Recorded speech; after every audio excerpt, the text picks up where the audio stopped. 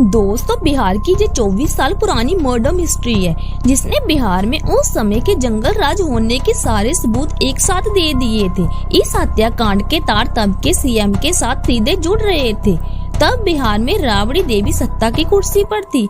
उनके भाई और दबंग नेता साधु यादव का नाम इस केस के साथ जुड़ा हुआ था। इस पर राजनीतिक खेल कितना खतरनाक था कि उस समय शव के पोस्टमार्टम की रिपोर्ट आने से पहले पुलिस ने इसे सुसाइड करार दे दिया था। इसके बाद 4-5 साल बीत जाने के बाद सीबीआई भी इसी नतीजे पर पहुंची कि ये हत्या नहीं आत्महत्या का मामला था। दोस्तों ये कहानी शुरू से अंत तक सुनने के बाद आपकी रूह कांप जाएगी। तो चलिए दोस्तों कहानी को पूरा सुनने के बाद आप खुद ही अपनी राय कमेंट्स में बताना।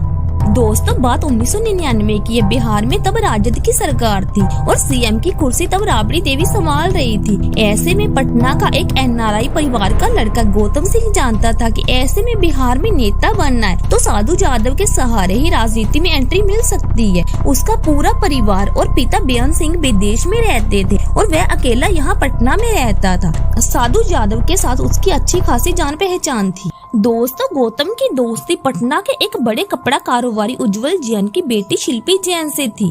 वह पटना के वुमेन्स कॉलेज में पढ़ती थी। वह मिस पटना रह चुकी थी।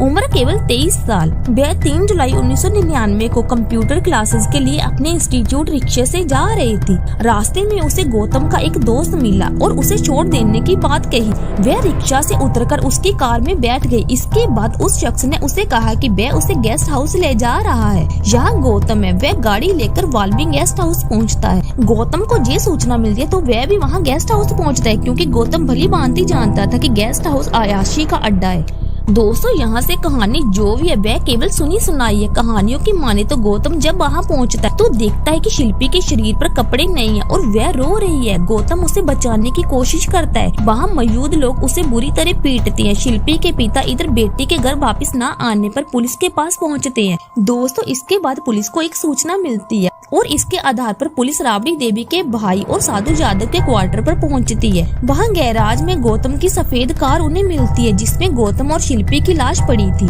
गौतम ने केवल पैंट पहन रखी थी और शिल्पी के शरीर पर केवल उसकी टी शर्ट थी। इसी बीच साधु यादव वहां अपने तमाम समर्थकों के साथ वहां आ जाते हैं। पुलिस दोनों की लाश को कार से निकालकर पोस्टमार्टम के लिए भेजती है और इधर इन दोनों की मौत को आत्महत्या करार दे देती है। वह भी बिना रिपोर्ट्स आए।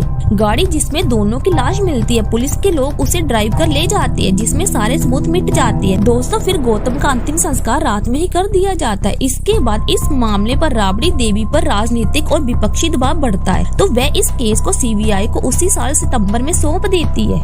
दोस्तों फिर सीबीआई इस मामले की जांच शुरू करती है। पता चलता है कि मौत के पहले शिल्पी के साथ कई लोगों ने रेप किया था। दोस्तों शिल्पी के कपड़ों में भी सीमन के ट्रेस मिलते हैं। दोस्तों इसके बाद सीबीआई के अधिकारी डीएनए जांच के लिए साधु यादव का खून मांगते हैं लेकिन साफ इनकार कर दिया जाता है। इस डीएनए जांच को बाद में बंद कर दिया जाता है। सीबीआई 4-5 साल बाद इस मामले में क्लोजर रिपोर्ट पेश करती है और इसमें दिखाया जाता है कि दोनों ने जहर खाकर आत्महत्या की है। दोस्तों फिर प्रशांत के भाई इस केस को सुप्रीम कोर्ट ले जाना चाहते थे और 2006 में उनका अपहरण हो जाता है। 2 दिन बाद वह वापस घर लौटता है और फिर कभी इसकी जांच की मांग नहीं करता। दोस्तों शिल्पा की मर्डर मिस्ट्री सत्ता के रसूख की वजह से न्याय में तब्दील नहीं हो पाई और ये केस आत्महत्या बनकर फाइलों में कैद हो गई।